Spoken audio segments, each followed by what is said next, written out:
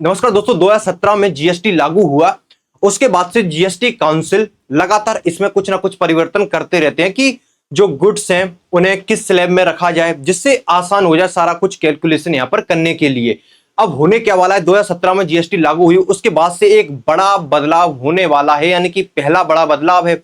इसमें जो 12% का जो जीएसटी स्लैब है उसको यहां पर हटाने की बात कही जा रही है, क्योंकि अभी आप देखोगे तो 4 स्लैब दिखेंगे आपको, 5%, 12%, 18%, 28%। हो क्या रहा है कि अब इसमें से 12% को गायब किया जा रहा है और 12% में जो भी गुड्स हैं, जो भी वस्तुएं हैं, उन्हें या तो 18% में शिफ्ट किया जाएगा और या तो उन्हें 5% में शिफ्ट किया जाएगा। अब दो चीजें होंगी, या तो महंगाई बढ़ेगी, कुछ सामान महंगे होंगे यहां पर और कुछ सामान यहां पर सस्ते भी होंगे।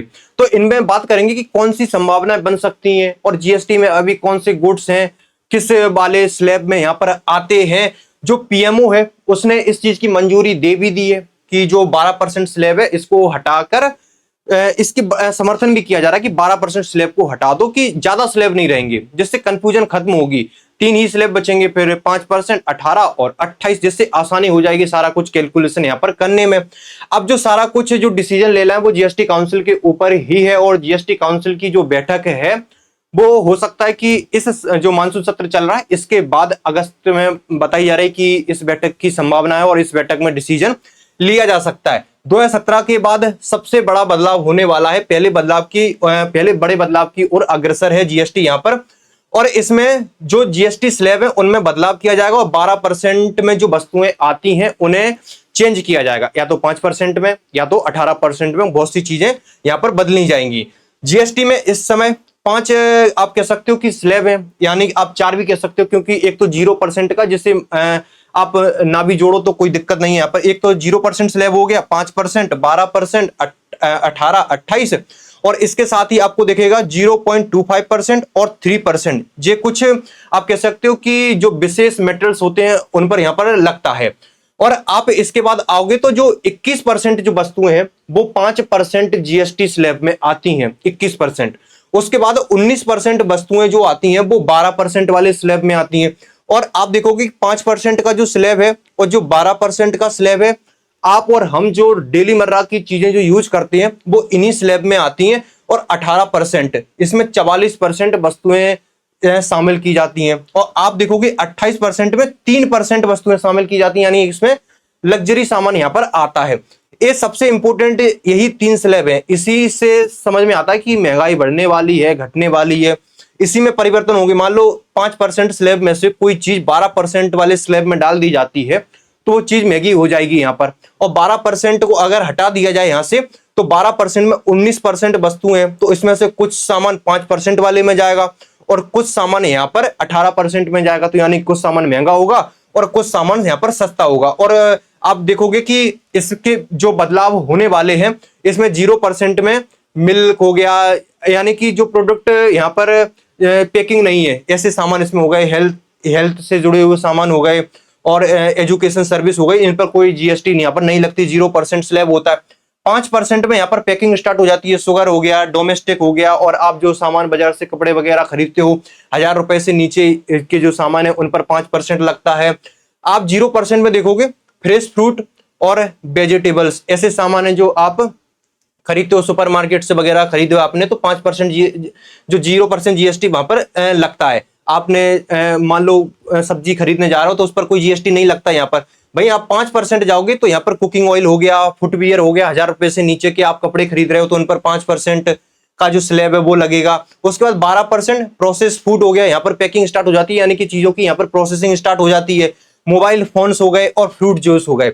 अब इनमें बड़े बदलाव होने वाले हैं। 18% में आप देखोगे तो सोप, टूथपेस्ट आने की आपके रोजमर्रा के सामान इन्हीं स्लैब में आपको देखने को मिलेंगे। एसी हो गया, रेस्टोरेंट सर्विस हो गई, रेस्टोरेंट पर आपको 18% जीएसटी देना होगा। 28 पे आपको लग्जरी गुड्स हो गए, कार्स हो गए, तंबाकू हो गए, जो तंबाकू वगैरह है वो 28% यहाँ पर टैक्स यहाँ पर लगता है। और सेस भी लगता है कुछ प्रोडक्ट पर।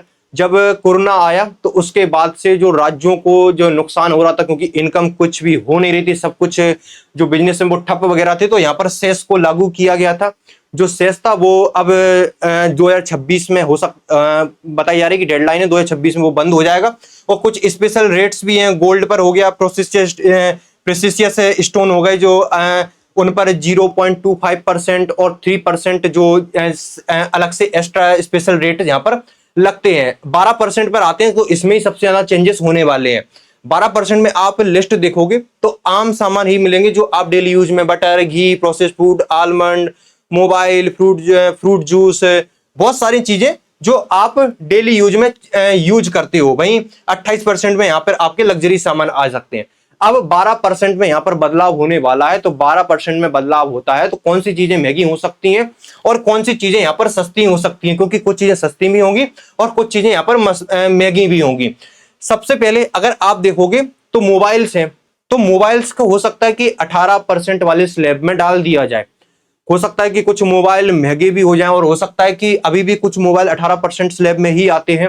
हो सकता है कि मोबाइल से जुड़े कंपोनेंट्स को 5% में डाल दिए जाए, कुछ महंगे मोबाइल्स हैं उन्हें 18% में डाल दिया जाए। हो सकता है कि 10,000 से नीचे के मोबाइलों को 5% वाले स्लैब में डाल दिया जाए। खाने पीने के सामान कुछ उन्हें 5% वाले स्लैब में डाल दिया जाए, कुछ को 18% वाले स्लैब में डाल दिया जाएगा। लेकिन मुझे लगता है कि चीजों के यहाँ पर दाम कम किए जाएंगे, क्योंकि अगर 18% में यहाँ पर डाल दिया गया, अगर जी आप देखोगे कि आलमंड हो गया, घी हो गया, प्रोसेस्ड फूड हो गए, इससे इन्फ्लेशन भी बढ़ सकता है और कई सारे राज्य जिसमें महंगाई भी बढ़ सकती है और कई सारे राज्य अभी इस चीज के लिए तैयार भी नहीं है कि 12% स्लैब को गायब सभी लोगों को यहाँ पर तैयार करना पड़ेगा। यानी कि बड़ी चुनौती होती है जब जीएसटी को लेकर कोई परिवर्तन होने वाला हो बड़ा, क्योंकि जीएसटी की बड़ी आलोचनाएं होती रहती हैं। आप देखोगे तो इसमें मुझे लगता है कि मोबाइल वाला सेक्टर हो सकता है कि इसमें परिवर्तन हो। कुछ जो महंगे सामान है उन्हें यहाँ पर जो प्रोसेस्ड फूड में आते हैं उन्हें 18% में यहाँ पर डाल दिया जा सकता है। आप देखोगे तो आप ट्रांसपोर्ट हो गया, उस पर भी 12% लगता है। आप नॉन इकोनॉमी क्लासेस हैं, क्लासेस में बैठते हो तो उस पर भी 12% लगता है। आप अगर होटल की बुकिंग कर रहे हो 7,500 पर नाइट इससे नीचे के बराबर तक है तो उस पर 12% लगता है। तो बहुत सी चीजें इनमें यहाँ पर बदलाव होने की संभावना है। अब रोजमर्रा के सामान तो नो डाउट यहाँ पर सस्ते होंगे, क्योंकि उन पर अब 5% जीएसटी लगने की संभावना है। टूथपेस्ट हो गया, यहाँ पर क्लोथ्स हो गए, शूज हो गए, यानी कि इस तरीके से। और ये जो बैठक होने वाली अगस्त में होगी और अगस्त में लास्ट डिसीजन जीएसटी काउंसिल लेगी और जीएसटी काउंसिल ही डिसाइड करेगी। अब इसका इंपैक्ट क्या पड़ेगा, आम लोगों पर इंपैक्ट क्या पड़ेगा और बिजनेसमैन पर इंपैक्ट क्या पड़ेगा। आम लोगों के लिए तो चीजें सस्ती भी हो सकती हैं, कुछ चीजें महंगी भी हो सकती हैं। दूसरा, जो बिजनेसमैन है, जो छोटे वेंडर्स हैं, उनको यहाँ पर फायदा हो सकता है। इसलिए फायदा हो सकता है क्योंकि अभी तक 5%, 12%, 18, 28 चार स्लैब बड़े कंफ्यूजन पैदा करते हैं कि कौन सा सामान किस वाले स्लैब में है। तो होगा क्या कि अब 3 स्लैब बचेंगे, 5, 18, 28। इससे इन लोगों के जो छोटे बिजनेसमैन है उनको यहाँ पर आसानी होगी, सारा कुछ जो कैलकुलेशन है वो आसान हो जाएगा और टैक्स स्ट्रक्चर जो पूरा है उसमें इन्हें आसानी हो जाएगी यहाँ पर। और जो छोटे एमएसएमई हैं इनके लिए बड़े फायदा हो सकता है। और आप इसमें देखोगे कि इंटरनेशनल जो ट्रेड होता है इसमें भी बड़ी फायदा मिलेगी यहाँ पर, क्योंकि अगर आपका जो टैक्स वाला जो पूरा सेक्टर है अगर ये बहुत कॉम्प्लिकेट होगा ना तो इसमें बहुत दिक्कतें आती हैं। जो आप दूसरे देशों से ट्रेड कर रहे हो, उस देश से आप जो गुड्स आ रहे हैं तो उन्हें बड़ी कंफ्यूजन होती है कि कौन से स्लैब में जाएगा, तो स्लैब कम होंगे। अब जीएसटी आया, बहुत सारे जो टैक्स थे उस समय उन सबको हटा के जो इनडायरेक्ट टैक्स थे हमने जीएसटी बनाया, और लेकिन फिर जीएसटी में भी आप देखोगे तो फिर उसमें भी बहुत सारी स्लैब है। तो मतलब क्या निकला उस चीज का, इसीलिए इस चीज पर जोर दिया जा रहा है कि यहाँ पर जो स्लैब है उनको कम किया जाए, जिससे इंटरनेशनल ट्रेड है वो भी यहाँ पर आसान हो। और जीएसटी को लेकर आप सभी को पता ही है कि इस समय जीएसटी नोटिस बढ़े जा रहे हैं छोटे छोटे वेंडर से, जो छोटे छोटे बिजनेसमैन है उनके पास। तो यहाँ पर जीएसटी नोटिस की वजह से यूपीआई से पेमेंट लेना भी यहाँ पर लोग बंद कर रहे हैं। आप देखोगे कि कर्नाटक वगैरह इस साइड तो जो छोटे वेंडर्स हैं वो बड़े परेशान हैं। तो यहाँ पर ये चीज पर भी नजर डालने की जरूरत है, क्योंकि अगर वास्तव में अगर उनका बिजनेस बड़ा है तो उन्हें इस चीज का जो नोटिस आ रहे हैं बड़े बड़े अमाउंट के, यहाँ पर तो बड़ी चिंता की बात यहाँ पर बनी हुई है जीएसटी को लेकर। आप देखोगे तो यूके के साथ फ्री ट्रेड एग्रीमेंट होने वाला बताया जा रहा है कि साइन हो ही गया है। ये साइन जो फ्री ट्रेड एग्रीमेंट होने वाला है इससे भी बड़ा फायदा होने वाला है। बहुत सी चीजें भारत के लिए, भारत में जो आएंगी यूके से वो सस्ती होंगी और बहुत सी चीजें भारत में यहाँ पर बिकने भी जाएंगी। तो यहाँ पर जो बिजनेसमैन है उनको भी यहाँ पर फायदा होने वाला है, क्योंकि यूके में जो टैरिफ लगता था वो यहाँ पर बंद हो जाएगा और यूके से जो सामान भारत में आते थे, भारत भी यहाँ पर टैक्स नहीं लेगा। इससे बहुत सी चीजें यहाँ पर सस्ती होंगी।